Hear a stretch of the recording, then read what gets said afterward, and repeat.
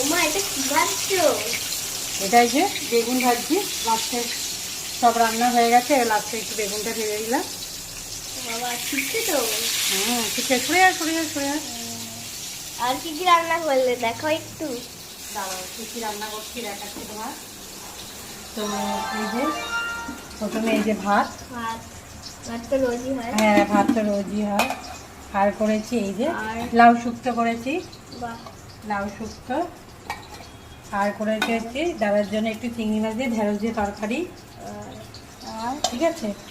আর এই যে চাটনি। আর হচ্ছে তোমার একটা মাছ ভাজা রেখেছি, পেটি মাছ ভাজা। ভালোই তো সব রান্না হয়েছে। হ্যাঁ, অনেকগুলোই আছে, কম হয়েছে। আর আর হচ্ছে এই যে মাছের ঝোল করেছি, বাহ, এই যে মাছ, দেখেছো। হলো। আর এই যে স্যালাড, ও ঠিক আছে। তাহলে আজকে এই মেনু তাই তো? হ্যাঁ, তা তোমাদের দেখে কেমন লাগলো তোমরা কমেন্টে জানি। আজকের মতন টাটা।